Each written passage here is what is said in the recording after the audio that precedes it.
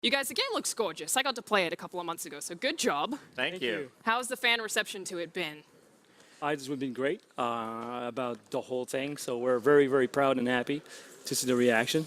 We think it's really exciting because we really look at Shadow of the Tomb Raider as both the end of the trilogy, but also a perfect jumping on point because this is Lara Croft's defining moment. So it's been great to see the fans saying, yes, I can't wait to see how Lara becomes the Tomb Raider. And it's also been great to see a bunch of new people saying, okay, maybe I need to go back and play Tomb Raider and Rise of the Tomb Raider because this is the Maya apocalypse. This is Lara Croft really deciding and becoming the Tomb Raider she's always been destined to be. That's the thing that interests me in it the most is this is kind of a story, from what I can gather, about Lara almost coming to terms with the fact that she's not perfect, that some of the mistakes that happen in the universe are actually her fault. Can we talk about what that is going to be like for players? Yeah, the thing that we wanted to do with this game is that we wanted to make sure that when we presented the kind of Lara, was a Lara that before on Rise and Tomb Raider 2013, she was dealing with the action that was not, the consequence of the action that was not from her. Yeah. It's always from other people. And for us to really bring you a more mature Lara Croft, you know, she was getting closer to what she's destined to become, the Tomb Raider. We need to make sure that she understood that there's responsibility of your action. You're just gonna go there and just take an action and without thinking about it. And the whole game, for us to say she needs to reach, you know, the maturity, is to understand the consequence. And this is what the whole game is about. I think that's a really interesting take because, you know, originally when she was introduced, she didn't have that much personality, and then we've known that she's a caring person, she cares about her friends, she built her relationships, but it seems like this time around it's more about her taking responsibility for who she's becoming. Was that difficult to write? It was difficult because one of the most difficult emotion to convey is guilt. Because, you know, as an audience, you don't necessarily feel guilt for the action of your protagonist. In this case, it was very, very important from the get-go that we absolutely nail guilt, and that's why when you play the beginning of the game, when she takes the dagger and you see all the consequence that it made, and even the child, you know, the child that you're like, oh, I could save, because normally in previous games you would be saving the child. In this case, it's happening, and you're like, oh my God, I feel the guilt of what happened. Yeah. And I think in addition to guilt, what I really love is it's that balance. There's more inner conflict than we've ever seen in Lara Croft before in terms of the choices, the consequences of her actions. But we also have to make sure that they always have that aspirational quality. That for Lara, she is doing what she feels is right. And yes, she makes a mistake and she triggers the Maya apocalypse, and so she feels compelled to fix things. And along the way, you may question her motives and say, okay, how much is driven by revenge? You'll see Jonah acting as her moral compass. But with that guilt comes self-sacrifice and comes perseverance and comes Lara pushing through the darkest parts of her moments and the darkest moments of her life to become the Tomb Raider, and that means stepping out into the light. So that I think is a great balance. I was going to ask about that next, sorry. This does seem like her darkest story yet. Would you guys agree with that? I would say there's the darkest moments in there. Of course there is. You can see a couple of snippets during the video, the trailer. Even the tomb she's in right now. I think this is the first time that you guys will be seeing this. It looks pretty dark in here too. It is dark because the take that we wanted to do with Tombs is really going to the terrifying and deadly aspect of it, because we want to push that. This is going to be the most Tomb Raider of the Tomb Raiders, okay, the Tomb Raider, previous Tomb Raider. And there's a lot of also light moments in the game.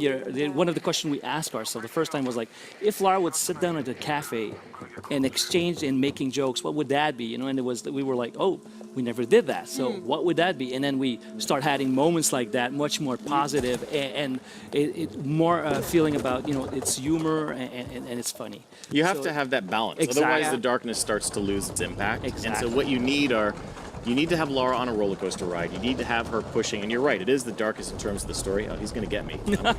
There's a fly in here. You have to have those moments where Lara does hit rock bottom, but you also have to show how she climbs back out again. You have to see how she pushes herself, like she always has throughout the series, pushing herself beyond normal physical, human limits, mental, spiritual, emotional limits, to push through those barriers to become what she's meant to be and to do what she thinks is right. And so having that light and darkness balance, but yeah, the dark moments are really dark, we think that's what makes this story really special. When I wrote my first impressions of playing the game a couple of months ago, I actually said that I thought this was her darkest story yet, and I really liked that about it, but I did have a lot of people ask me, is she still likable? And I feel like she is, but that's a good follow-up, is how difficult was it to, show a darker side of her, show Jonah calling her a narcissist and Yeah. telling her that what she's doing is wrong and she needs to think about everyone else, but still have people feel like she's that same Lara. And that's the thing. That was a big challenge because normally when you start and their hero does something that you wouldn't do, and you'll be like, it's very difficult. But for us, like the Day of the Dead moment was very important.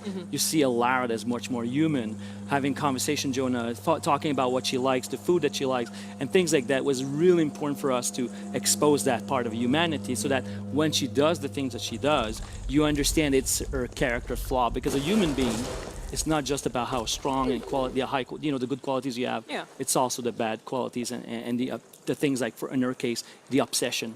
Yeah. We've always Trinity. we've always striven to make Lara one of the most relatable characters possible. We always wanted to show the very grounded, very mature approach to her story.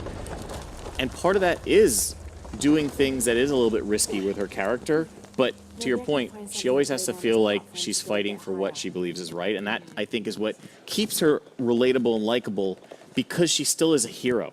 Even Yeah. if she's at some times struggling to not become the monster she's facing, at sometimes she's saying, okay, I can't live in a world where the ends justify the means. She is walking right up against that line of becoming closer to Trinity, and watching her get close to that darker side, to that shadow side, if you will, and then pulling herself away from it. That's what I think makes the journey so compelling. Yeah, and I did also want to mention that the game's antagonist is actually kind of a likable guy. He is a likable guy when we start writing the story, because when you want a most relatable character like Lara Croft, we wanted to go into much more personal, much more internal. We wanted to have the world being as live as possible, but also when we look at the antagonist, we said, what would be, if she's white, what would be the black side of it? When is she's black? How could it be white? And we exchanging that, it became almost like a waltz. And both of them are completing each other. And because of that, you have a Lara Croft that you understand a little bit more, because the other character is also human. Yeah. And it's cool to think that villains would be the hero of their own story. He is not some mustache twirling, No. oh my God, I want to. He is doing what he thinks is right for his culture, and we don't want to spoil too much, but for where he comes from, and he is trying to remake the world in a way that he thinks will be better for humanity. Now, Yeah. he's doing things that are going to wipe out a lot of human existence. So is she, though, right? And that's the push and pull, right? That's the conflict, and you saw a little bit of that in the trailer as well that we debuted yesterday. This idea that is that duality. There are those conflicting and those mirrored sides where he is at times a very relatable villain, where you're saying, I can kind of understand what he's doing, and at times Lara is skirting that edge of saying, wow, Lara, what's your motives here? Again, Lara will always be the hero and he will always be the villain, Yeah. but we love having them kind of meet in the middle at key points. I feel like you guys nailed that. And I could talk about the story forever, but I'm sure everyone at home wants to know about gameplay as well. So one concern that I had is that this is going to feel too similar to previous games. What has changed? But it's because one of the things that you started with the beginning of the game. The beginning of the game is introducing all the things you've learned, all the things, so that feels a little bit similar. It's tutorial. Yes. Exactly. Yeah, that makes so sense. exactly. But what changed a lot is the way we build the entire level design. We had difficulties at the beginning. We were like, oh my God, we have to change the whole way we building the levels for Now you traversal, can for example. rappel, Because yeah. you can rappel, because Yeah. the previous games you can only ascend, and if you were dropping, it's because you were falling. But never, because we didn't want Lara to lose control when she was descending. We want her to be stay in control. So the whole way to approach level design, also the environment, also when she can basically also climb on the ceiling of things. So that also open up. So there's a lot more in the traversal than you've seen before. The same thing with combat, because we try to provide much more control to the player. Stealth stuff is really cool. Yeah, but there's much more opportunities, because on Rise we provide a lot more opportunities in assault. We call that assault when you go full Yeah. gun blazing. In this case, we wanted to make sure that because she's much more experienced and competent, she would become the world, not just being a threat, not just for the enemies, but also becoming that world.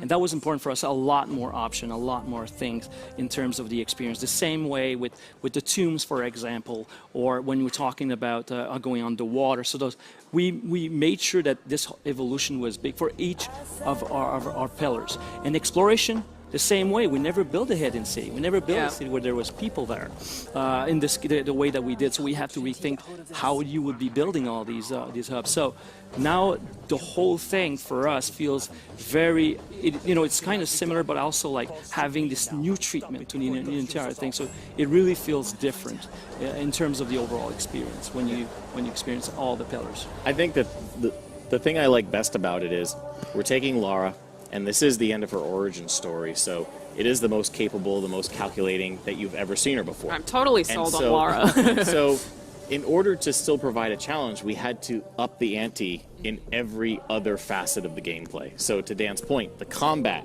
you have more options, but you also have more challenge. In the traversal, you have more options, but you also have more challenge. The tombs, they're more than ever, they're bigger than ever, but they're darker, they're deadlier, they're scarier than ever before. The hub, the biggest we've ever delivered in a Tomb What I was Raider gonna ask game. about next is like, And how does there's- that open world? That Absolutely. looks crazy too. We have to take you on the roller coaster ride, but every now and then we open it up and let you just experience the world at your own pace and say, hey, you can pause the narrative now. It's the biggest tomb we've ever delivered, or sorry, the biggest hub we've ever delivered in a Tomb Raider game. There's challenge tombs, there's side missions, there's social puzzles, there's people to interact with. There's all this stuff to do, and again, everything is about raising the stakes across the board. And so we think that that's what really will feel different. It should Yeah. still feel like you're playing a Tomb Raider game, Exactly. but it should feel like you are playing with a Lara Croft who has been through a lot and is now really coming into her own. And the world is pushing back, and the enemies are pushing back even harder than ever to try and stop her from achieving her destiny. I have to say, I love how passionately and easily you guys are talking about this. And I know everyone's really, really excited about it, and I love this iteration of Lara so much. So thank you for Thank you. joining us.